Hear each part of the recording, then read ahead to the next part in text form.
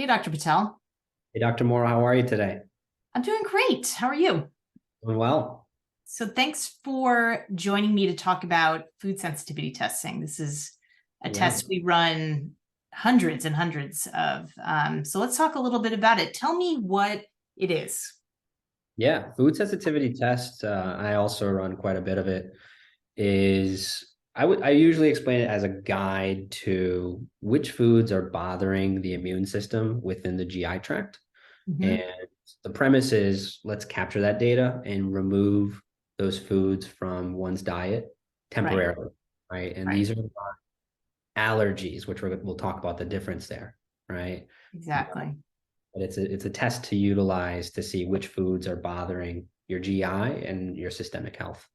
And I always explain to patients who are wondering why we do this to some extent, we always get questions about how do you decide what to eat, right? There's so many diets, there's so many things out there, and it's hard to tell, is what I say, that what foods are bothering your gut when you're not feeling well, or when you have other symptoms, skin symptoms or autoimmune issues, right?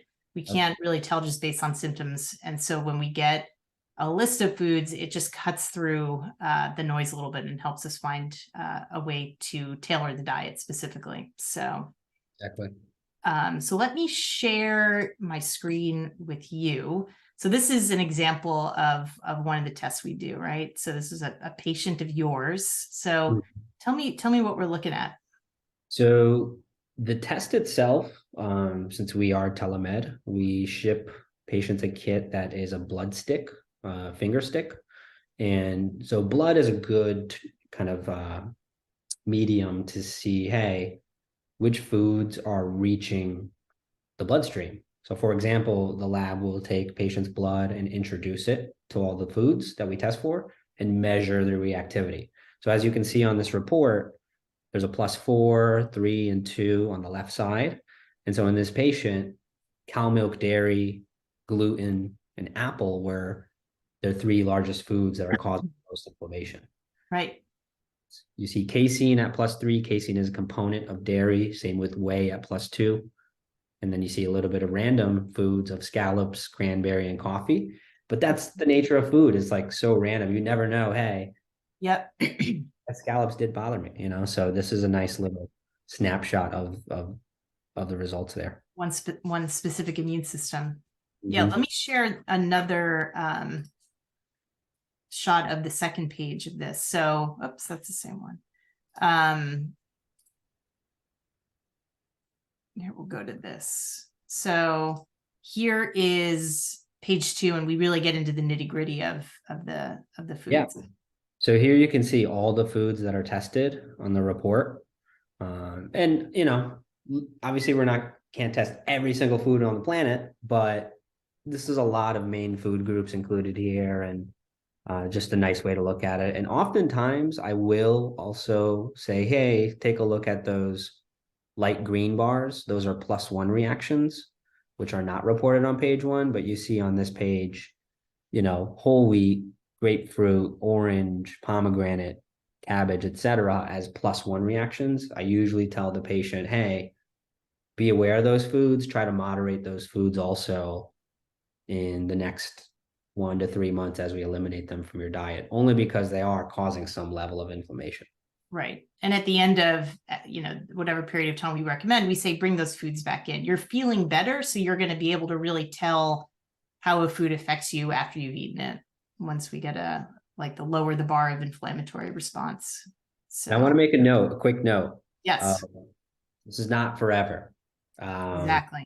temporary, It's right? The temporary. premise is that for most people, we have to work on the immune system in the GI tract, because this is a clue of, hey, immune system is overreacting to that food protein. Exactly. Right. Was to make that immune system more resilient in the Mhm. microbiome, and underneath working on intestinal permeability, which is what we're going to talk about next. Yeah, that's a good segue into this last piece here, which is sort of the third page of the test, which gives us a diagnostic on leaky gut. So tell me about that. Yep. So there's three things we're measuring here. We're measuring yeast in the body of Candida. Just a nice little snapshot. And so oftentimes I'll pair this with stool testing to look at the rest of the pathogens too. But I love this marker. The next one is zonulin. Zonulin is the marker for leaky gut, intestinal permeability, right? And in this patient, it was positive, meaning, yes, the GI is leaky enough where these food proteins are going through the GI tract into the bloodstream. And when that happens, systemic inflammation can occur. So this patient actually did have systemic inflammation, which, when we hear the word itis of like dermatitis or sinusitis, arthritis, so unexplained inflammation could be due to this leaky gut situation. Right? Yeah, leaky gut is really to blame for so many chronic illnesses and so many issues that we see.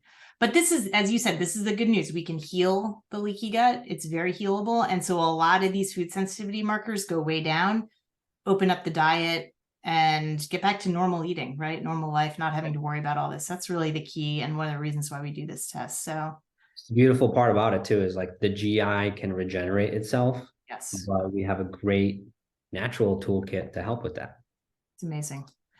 Thank you for sharing about this.